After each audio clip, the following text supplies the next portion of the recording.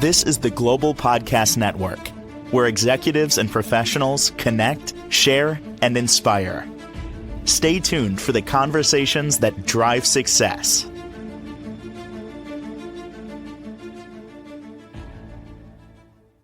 You know, as you get older, I believe we all say this, you can't remember certain things, or it takes you longer to find a word or process a thought. We're going to dig into that today with some depth and kind of dispel some of those memory myths that a lot of us have. Not necessarily when you get older do you lose a good portion of your memory. There might be a reason for that.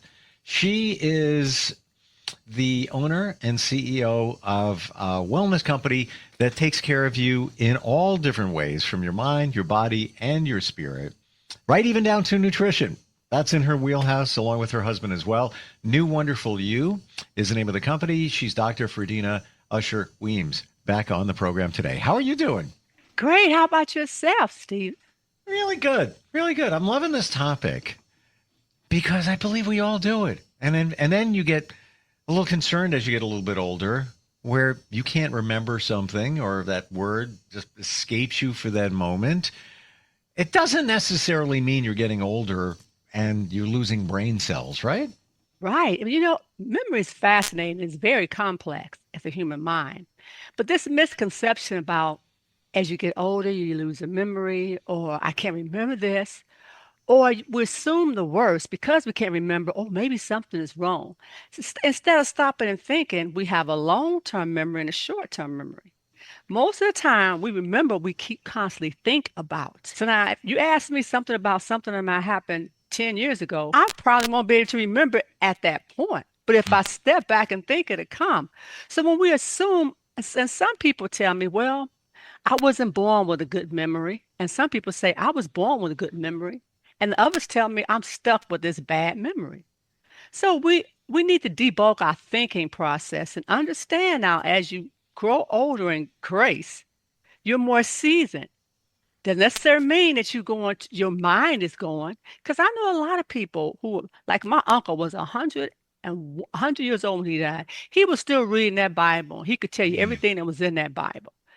My father was like 90, but as long as he stayed active, he could outwalk you. He could tell you things that happened that I couldn't remember. So we need to start asking ourselves, okay, what are we telling ourselves?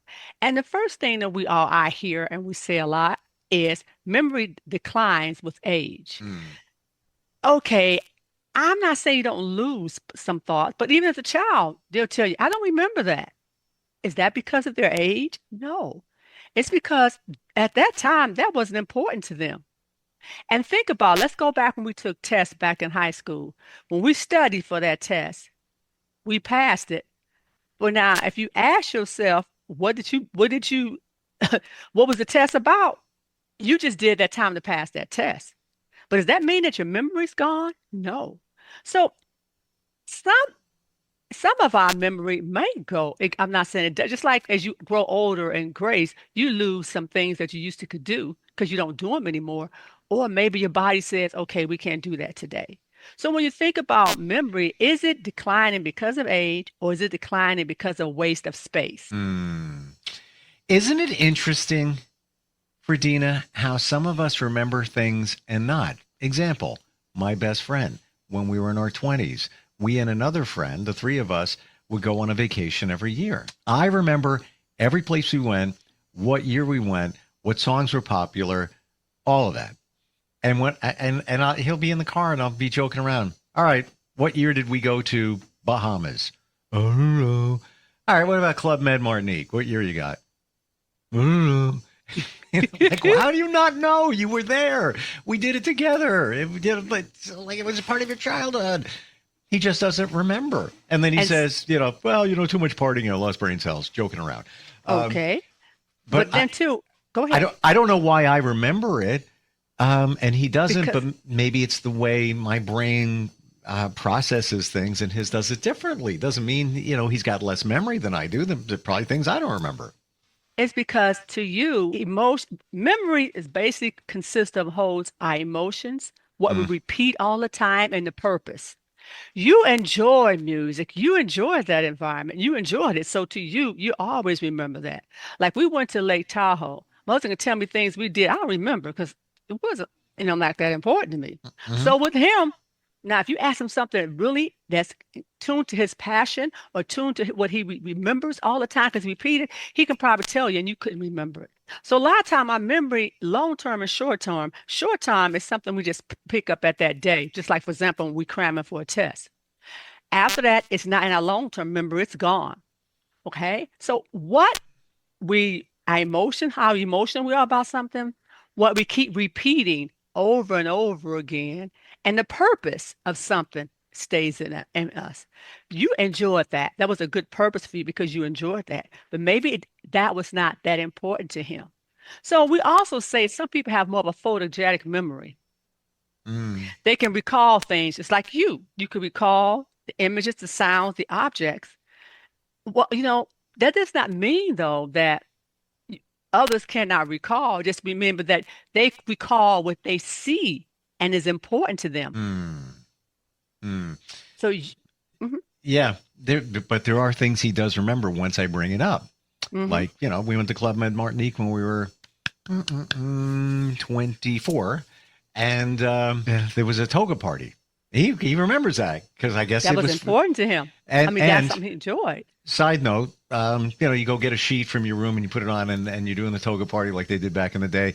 It started raining and the sheets started shrinking, so it was kind of funny. Uh, and he's a big guy, so he remembered that. So that's, I guess, that stands Mhm. out for him for whatever reason. It was a goofy moment. Because memory is a reconstructive process. Hmm. It's something it's an excellent recall of things that it's important to you, Hmm. or something that you do daily, So something you love to do. Uh-huh. do you know, like, if we're remembering something, are we, and our brains are like amazing massive computers, are we reconstructing that moment like in milliseconds when we have a memory? Is kind of What that's it's what's the going on? combination of reconstructed and the mind goes in and pull out what's already there and pulls it together. So as you continue to move forward, some things are going to get left out because it's not that important to you. You don't keep it. You don't keep recalling it. Memory is only going to keep up with what you keep recalling most of the time, what you keep repeating. And if you step back and think about it, it'll come back to you after a while when you think about it. But then you can say, "Oh, I remember." Okay, that means you didn't forget it. At that particular time, you couldn't recall it because it's a reconstructive process. So Hmm. your brain got to go through everything that's in your mind within pockets, short term, long term, short term, and long term has to go through it and see where to get the information from. Gotcha. And a lot of times we push things back. We don't want to think about it. And then something someone says can trigger it and it comes right up. So what are some of the other myths about our memory that we should know about? Okay, that we can overcome being forgetful. Forgetful means that you're not smart. Forgetting is not stupidity. In fact, it's a part of how your brain stays smart. Forgetting in your brain is a way of clearing space to bring in new information. So if you don't use the information, it's going to get cleared out and not there. And we just because we forget something don't mean our mind is going. We are human beings.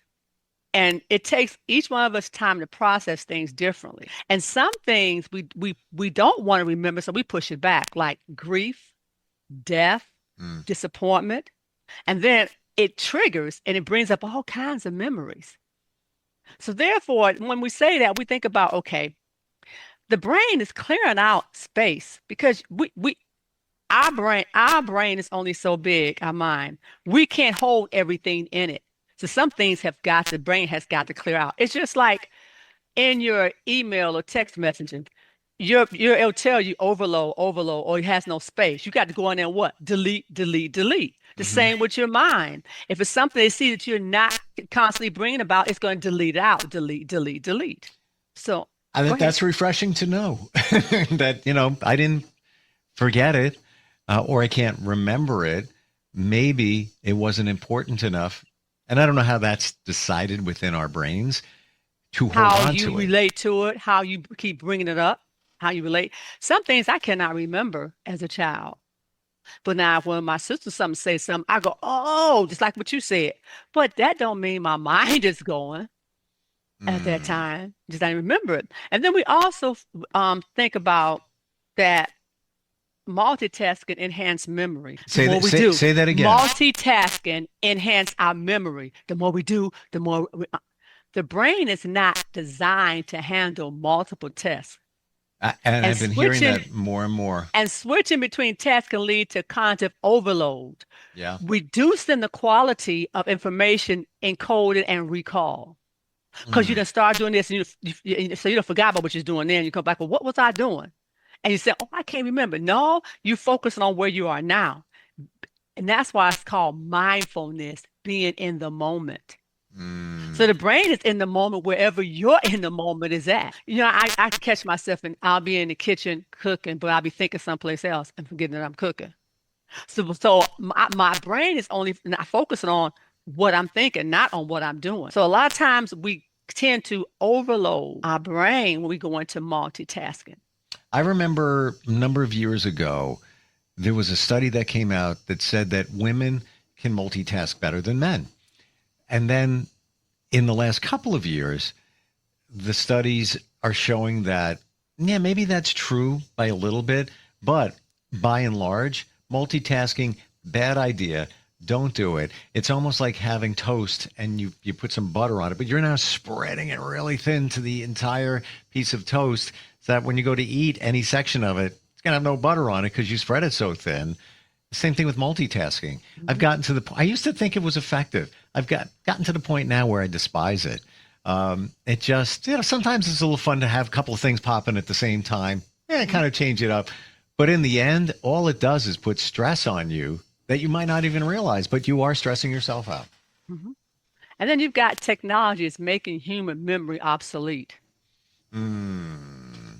Well, technology is not doing it, is that we're allowing technology to replace thinking on our own. Technology is good use, like to help you, like, okay, plan things, put my iPod, I gotta do this date, but it has to enhance your memory, but it's only outward. You still need to keep your mind going. And that's why I have every morning I do, it's called Brain HQ. It's a brain game. It takes you through different things about memory, eye coordinations and whatnot to keep me focused. Or some things you can do crossword puzzles. Mm. Mm. There's, or for example, I had to learn how to to get numbers straight, like 4 or 5, let's say 55, 68, 90, 55, 68, 9. So now, a lot of times they you go to, they take you through eye exam or memory, they throw these numbers at you and they ask you, what do you see? So I said 55, 48, 9. I start putting them into twos and putting them into threes, and I could remember the whole long number. But when I tried to just put it all together, I couldn't. So that's how your mind is. It dissects things into components. So when you think about technology, it's here to help us, not to control our thoughts and our mind. We still should be thinking our own thoughts before we start going into technology and using it. We shouldn't always run to Google's to find a solution. First, we need to think about and then go to solution. AI is pretty good, but we shouldn't always be going to AI to get information. We need to first make sure we understand information and before we use AI and start putting them into our documents, because sometimes that information is not as accurate as we need it. So when you think about this as you go on, okay, Alzheimer's, dementias, they tell you, well, anything empty, what allows anything to come in, right? So Mm. if you're not taking time out to keep your mind active, you're not taking time out to read, you're not taking time out to, play games or to think, then it is becoming vacant. And so how can you remember something that's not there? Isn't it so refreshing for Dina when you try something different, or maybe you read a book, and I'm guilty of not doing that. And I have a bunch of things I want to read and learn. Mhm. I got to dig into that. It becomes a habit. But when you start doing it, it feels good. Like you're using your mind. Like it's like a muscle. It's like I haven't used this in a while. I just do my day. And yes, you're using your mind, for your daily activities, jobs, and things like that. Let's be honest, a lot of it's on autopilot. When you start digging into something new, it's very refreshing, I find. Do you find that? And also it adds on to what you know. Mm. Yeah. Anytime it puts in, and so it's going to take it to a category. It's going to beam, alert, whatever you learn. Okay, let's see what else is in here so we can put it together. So I tell people, like, take some time out. Maybe, for example, your shopping list. We go shopping, we cannot remember what's on that list. We can't remember what we're supposed to get. Well, okay, imagine that you're in that grocery store. Oh, let's play an items game. All right, if you got to go shop for grocery, get in your mind or label it. Put the Mm. fruits in one, fruits, vegetables, dairy. And I bet you remember then because you got them in the section instead of trying to throw them all together, potato chips, carrots, noodles, all on one list. Then you forget, "Oh, I forgot something. But if you have them categorized, then you would say, okay, what drinks I need? Oh, I need, okay, this is what I need. What fruits? Oh, this is what I need. And it'll help you to enhance your memory. That's when you use your iPhone, the technology, and enhance you because it'll help you. Do you find it might be a good idea to challenge yourself? Yeah, I go to the grocery store. A lot of times I look at my phone. And it's a lot of times the same list, and sometimes Hmm. I add a few things here and there, but a lot of us buy the same stuff. Hmm. I think it might be empowering to not do that and try to remember it. And maybe as you're almost going to go to the checkout, then bring up the phone because That would be you don't want good. you don't want to Yes. leave the store and say, "Oh, Uh-huh. I forgot to get That's good. Right. cream cheese or Same, whatever it is." that's a good one because that enhances your short-term memory when you think about the shopping list because you don't, this is not something you'll keep in your mind all the time. It's just temporary for the time. Sure. Also improves your attention to details. Yes. So that's one. And then two, like example, if you have to remember numbers, seven, like I said, the seven numbers, 58, let's say 58, 44, let's say six numbers. 58, no, seven, because I know 58, 44, 62, 1. How can you do that? I can break it off. 58, 64, 62, 1. Or I can say 584, 621. You know what I'm saying? Put them together. Then you remember it instead of trying to say, okay, what's that number? Going over and over your head. Because once you get in your head and you think about something else, it's gone again. So if you stop putting, if you I'm start trying to putting things remember in component, I'm trying to remember the numbers you just said just for the heck of it, and I had it, and then I lost it. so if you focus on how the numbers work for me, put them in pairs, even works for me, and I can bring them back together. But when I try to remember something, reading off, and then come read, I forgot it. I can't do it. So if you need to focus on, focus on that and just the simple things. Because the simple things help your short term, which can eventually go over to your long term things you need to keep that need to be aware of. So yes, In, memory. Go ahead. in a time we have left, any other myths that we should be mindful of? We should be what? Let me see. Okay, brains are built. Our brain cannot develop. As you continue to learn, you continue to grow. Your brain continues to grow and expand. Hmm. Because the more knowledge and wisdom you put in, the more you can enhance. So we keep saying when you get a certain age, a certain time, I can't. I'm too old to learn anymore. No, you're never too old.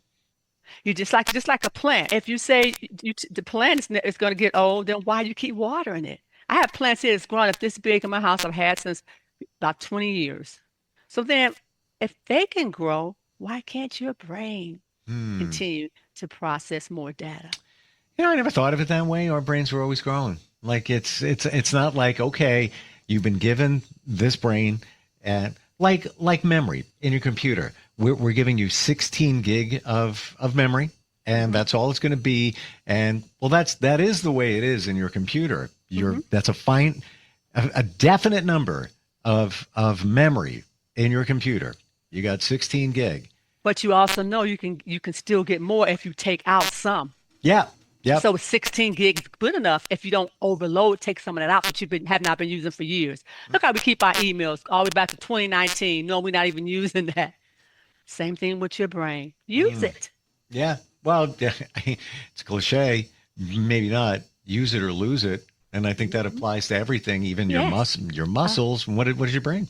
Uh-huh. Sure does. The muscle. Brain is a muscle, huh? Yeah. Yeah. My takeaway here today is challenge ourselves. Even when you Yes. were giving those numbers for Dina, 58, 64, the one, I was like, I want to remember it. I want to remember it. I was seeing pictures of the numbers in my brain because I don't know if you were going to ask me if I remembered it, but I still wanted to do it anyway, just to test myself. And I got a few of them, but it's a challenge sometimes. But you know what? If I was used to remembering those types of things, Exactly. it would have been easy. I'm not used to it. I'm not. I really am. This is just a piece of what you do, the mind, the body, the spirit. Talking about the mind today, obviously. How do we connect with you? You have so many different programs, books, music. I don't know anybody else that offers what you and your husband offer to really give it a 360 approach to helping us move our lives forward. You can find us, and you can also come on and go through us on the website and get your 15-minute free consultation that will help you with your life on your journey. You can find us at New Wonderful You, NUWONDERFULULLC.com. Or you can contact me, Fredina, FREDINA, at NU Wonderful, WONDERFULLC.com. Or if you want to call and talk, you like to talk on the phone, you can reach us at 1-216-254-85. Look forward to hearing from you all. Wonderful talking with you today. I got work to do, as we all do, with our minds. Use it. Find new ways to challenge yourself. On the back end, as you get older, you'll appreciate it. Thank you so much for today. I really appreciate it. You're welcome. This is the Global Podcast Network, where executives and professionals connect, share, and inspire. Stay tuned for the You wonderful you. We're here for you. We are